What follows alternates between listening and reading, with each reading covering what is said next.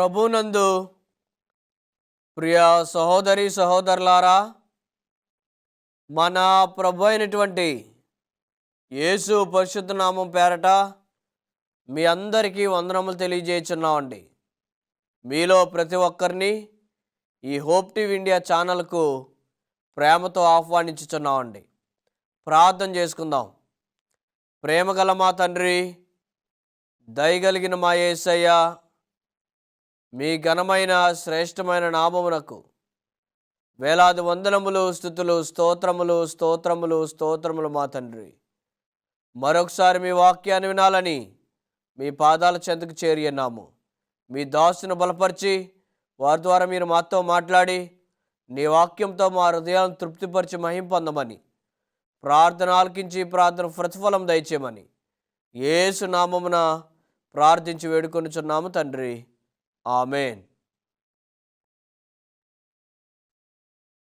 ఈ వారం మనం అధ్యయనం చేయబోయే అంశము నీ వెలుగును ప్రకాశింపనీయుడి అనే రెండవ భాగాన్ని మనం నేర్చుకుంటున్నాం. గత వారంలో మొదటి భాగాన్ని నేర్చుకున్నాం. ఈ వారం మనం రెండవ భాగాన్ని నేర్చుకొనబోతున్నాం. అపోస్తలుల కార్యముల గ్రంథము 8వ అధ్యాయము 1వ వచనం. అప్పుడు యెరూషలేములో గొప్ప హింస కలుగును. చూడండి, మనము దీపవృక్షం గురించి నేర్చుకుంటున్నాం.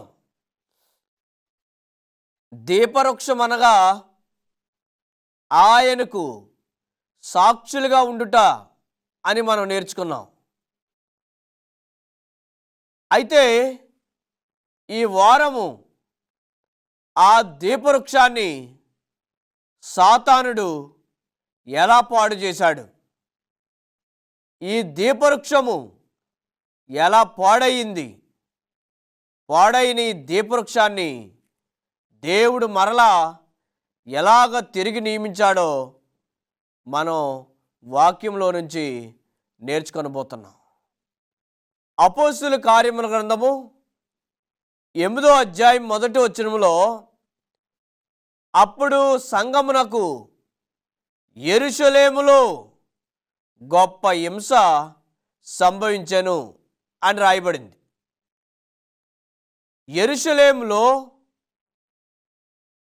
సంఘానికి గొప్ప హింస వచ్చిందంటండి. ఎలా వచ్చింది ఈ హింస? హింస అనేది సంఘంలోనికి ఎలా ప్రవేశించింది అని మనం నేర్చుకొనబోతున్నాం. ఈ యొక్క రోమన్ క్యాథలిక్ సంఘం దేవుని యొక్క సంఘంలోనికి హింసను తీసుకొచ్చింది. ఇది మామూలు హింస కాదు, పెద్ద గొప్ప హింసను సంఘంలోనికి ప్రవేశపెట్టింది. ఎవరైతే దేవునికి సాక్షులుగా నిలబడుతున్నారో, ఎవరైతే దేవుని పక్షాన వారు నిలబడుతున్నారో వారిని అందరినీ కూడా ఈ రోమన్ క్యాథలిక్ సంఘం చంపింది. ఉదాహరణకి చాలామంది క్రైస్తవులను, ప్రత్యేకంగా యేసు ప్రభువారి యొక్క శిష్యులను మనం చూడగలిగితే ఒక్కొక్కరిని ఒక్కొక్క విధంగా ఈ సంఘం వారిని చంపింది. యేసు ప్రభువారి యొక్క శిష్యులు ఆయనకు 12 మంది శిష్యులు. అందులో ఇస్కరియోతు యూదా తనకు తాను మరణించి, అంటే తనకు తానుగానే ఆత్మహత్య చేసుకుని చనిపోయాడు. కనుమ 11 మంది కూడా ఎలా చనిపోయారు? కనమ 11 మందిని ఎవరు చంపారు అని చూస్తే ఈ రోమన్ క్యాథలిక్ సంఘమే ఈ 11 మంది శిష్యులను ఒక్కొక్కరిని ఒక్కొక్క రీతిగా చంపింది. పేతురుని, పౌలుని, ఇంకా అనేక మంది శిష్యులను చంపారు. ఎవరైతే దేవునికి సాక్షులుగా ఉన్నారో వారిని ఇంకా బాగా హింసించి చంపారు. పౌలు దేవునికి ఎంతో ప్రియమైనటువంటి సేవకుడు. ఆయన జీవితంలో దేవుని కొరకు ఎన్నో సంఘాలను స్థాపించి ఎంతో భారమైనటువంటి సేవను ఆయన చేశారు.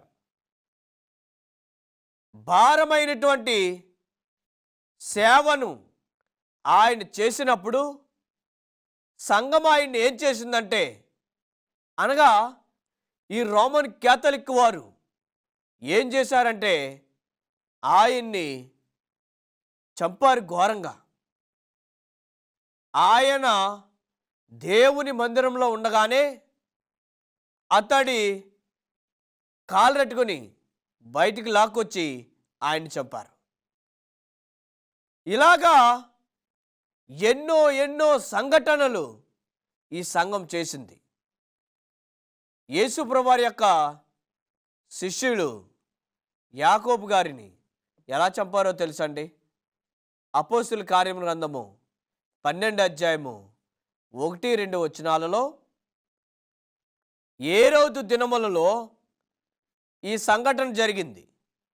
యాకోబుని కత్తితో పొడిచి చంపారు. ఆయన పొట్టలో కత్తిని దించి కత్తితో ఆయన్ని పొడిచి చంపినట్లు మనం చూస్తున్నాము. తర్వాత స్టెఫను అనేటువంటి విశ్వాసి, అనగా స్టెఫను అపోస్తుల కార్యము గ్రంథము 7వ అధ్యాయము 58వ వచనంలో స్టెఫన్ని రాళ్ళు రువ్వి కొట్టి చంపారు. స్టెఫను దేవునికి సాక్షిగా ఉన్నాడు. దేవునికి అతి సన్నిహితుడిగా ఉంటున్నాడు. ఆయన పక్షాన ఆయన కొరకు ఉండడానికి ఆయన తీర్మానం చేసుకున్నాడు. అప్పుడు స్టెఫను ఆయనను రాళ్ళు రువ్వి కొట్టి చంపారు. ఇలాగా అనేక మందిని సంఘం హింసించింది. ఎందుకు ఈ హింస వచ్చిందంటే, సాతానుడు కంకణం కట్టుకున్నాడు. సత్యము నుంచి వైదొలగించాలని, సత్యము నుంచి వీరిని దూరంగా పెట్టాలని, ఎవరైతే సత్యం కొరకు సాక్షులుగా ఉంటున్నారో వారందరినీ పాడు చేయాలని సంఘం తీర్మానం చేసుకుంది. అందుచేతనే సంఘంలోనికి ఎంతో హింస ప్రవేశపెట్టబడింది. అందుచేతనే సంఘంలోనికి గొప్ప నాశనం వచ్చింది. ఇలాగా దీపవృక్షాన్ని సాతానుడు పాడు చేశాడు. ఈ రీతిగా దీపవృక్షము పాడైపోయింది. పాడైపోయినటువంటి ఈ దీపవృక్షాన్ని దేవుడు అలా విడిచిపెట్టలేదు, ఒట్టిగా విడిచిపెట్టలేదు. దేవుడు మరలా దానిని తిరిగి నియమించారు. ఇంకోటి ఏంటంటే, సంఘం ఏం చేసిందంటే దాదాపుగా 15 కోట్ల మందిని క్రైస్తవులను చంపింది ఈ సంఘం. తర్వాత గ్లాడియేటర్లుగా తయారు చేసింది. అంటే ఎవరైతే ఆయనకు సాక్షులుగా ఉంటున్నారో, ఎవరైతే ఆయన పక్షాన ఉంటున్నారో వారిని సంఘం ఏం చేసిందంటే గ్లాడియేటర్లుగా తయారు చేసింది. అనగా ఒక పెద్ద స్టేడియంకి తీసుకెళ్ళి ఇద్దరు క్రైస్తవులకి కత్తులిచ్చి వారికి వారే నరుక్కోవాలి. వారికి వారే నరుక్కోవాలి, వారికి వారే చంపుకోవాలి. కొంతమందిని సంఘం ఏం చేసిందంటే సింహాల బోనుల్లో పాడేసింది. సింహాల బోనుల్లో పాడేస్తే ఆ సింహాలు ఏం చేస్తున్నాయంటే వీరిని చంపుకుని తింటుంటే ఆ యొక్క స్టేడియంలో కూర్చున్న వాళ్ళందరూ కూడా ఈ హింసను చూసి, ఈ హింసను వారు ఎంతో సంతోషించేవారు. ఎందుకంటే క్రైస్తవులు అలా చనిపోయేవారు. క్రైస్తవులు అలా చనిపోవటం చూసి అనేక మంది సంతోషించి ఆనందించేవారు. ఇలాగా ఆనందిస్తూ ఉండేది సంఘం. వారిని చంపడానికి, వారిని నరహత్య చేయడానికి, హింసించడానికి సంఘం కంకణం కట్టుకొని ఈ రీతిగా చేసి గొప్ప హింసను సంఘంలోనికి ప్రవేశపెట్టింది. అయినా కానీ అనేక మంది క్రైస్తవులు, అనేక మంది విశ్వాసులు ఇంకనూ ఆయనకు సాక్షులుగా ఉన్నారు. అయితే ఎప్పుడైతే ఈ హింస సంఘంలోనికి వచ్చిందో,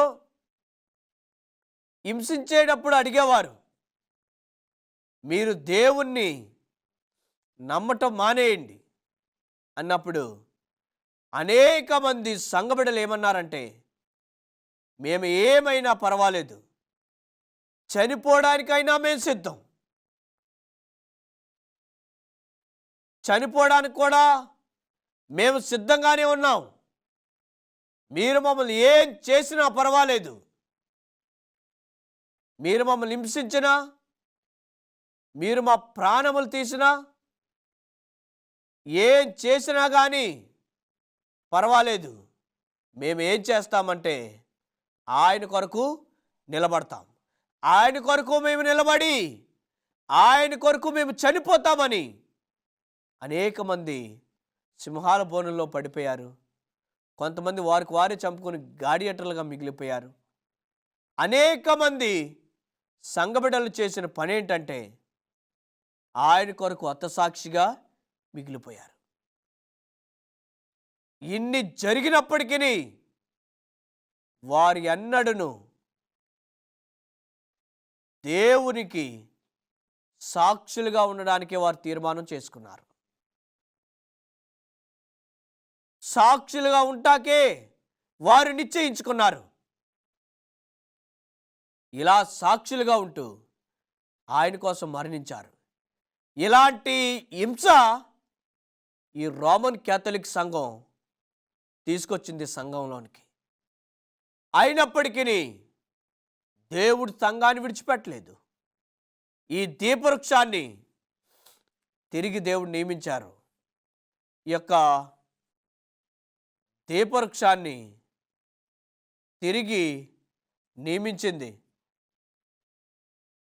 జాన్ వెస్లీ. జాన్ వెస్లీ అనే ఆయన సంఘ సంస్కర్త. ఈ యొక్క దీపవృక్షాన్ని తిరిగి ఆయన నిర్మించాడు. ఈ జాన్ వెస్లీ గారు ఏం చెప్పారంటే, ప్రతి వ్యక్తి కూడా వ్యక్తిగత సాక్ష్యాన్ని కలిగి ఉండాలి. ప్రతి వ్యక్తి కూడా దేవునికి సాక్షులుగా ఉండాలి. ఈ రోమన్ క్యాథలిక్ సంఘం చెప్పేటువంటి ఈ బోధలు సత్యమైనవి కావు. ఈ బోధలన్నీ కూడా అబద్ధమైనవి. వీటిని మీరు అనుసరించొద్దు, వీటిని మీరు పాటించొద్దు. మీరు ఏమైనా కానీ ఆయనకు మీరు సాక్షులుగా ఉండండి. సాక్ష్య జీవితాన్ని మీరు కలిగి ఉండండి. ప్రతి క్రైస్తవుడు సాక్ష్య జీవితాన్ని కలిగి ఉండాలి. ప్రతి విశ్వాసి తన వ్యక్తిగత క్రియలు బాగోవాలి. తన వ్యక్తిగత క్రియలు బాగోపోతే, వ్యక్తిగతంగా సాక్ష్యం లేకపోతే అతడు క్రైస్తవుడుగా పిలువబడడని ఈ జాన్ వెస్లీ అనే సంఘ సంస్కర్త చెప్పారు. ఈ సంఘ సంస్కర్త చెప్పినటువంటి మాట ఈ యొక్క దీపవృక్షాన్ని తిరిగి మరలా నిర్మించబడింది. ఈ దీపవృక్షము తిరిగి కట్టబడింది. ఎలాగంటే, ప్రతి వ్యక్తి యొక్క క్రియలు బాగోవాలి. క్రైస్తవులుగా మనము విశ్వాసం ఉన్నది క్రియలతో కలిగి ఉండాలి. మన క్రియలు బాగోవాలి. మన క్రియలను బట్టే మనుషులు మనము ఎటువంటి వారమో మనల్ని గుర్తిస్తారు. అర్థమవుతుందండి? మన క్రియలను బట్టి, మనము మాట్లాడే మాటలను బట్టి, మనము నడిచే నడవడికను బట్టి, మనముండే తీరును బట్టి వారు ఏం చేస్తారంటే మనలను గుర్తిస్తారు. మనము ఏ పండునైనా మనం గుర్తించాలంటే ఎలా గుర్తిస్తామండి? ఆ ఫలాన్ని బట్టి. ఉదాహరణకి మనం ఒక చెట్టు దగ్గరికి వెళ్ళాం, ఇది ఫలానా చెట్టు అని మనం ఎలా చెప్పగలం? దానికి కాసే కాయను బట్టి. అది మామిడి పండు కాస్తే మామిడి చెట్టు అంటాం. సపోటా పండు కాస్తే ఇది సపోటా చెట్టు అంటాం. అరటి పండు కాస్తే ఇది అరటి చెట్టు అంటాం. ఇలాగా ఆయా చెట్టును బట్టి, ఆయా ఫలాన్ని బట్టి చెట్టును గుర్తిస్తాం మనం.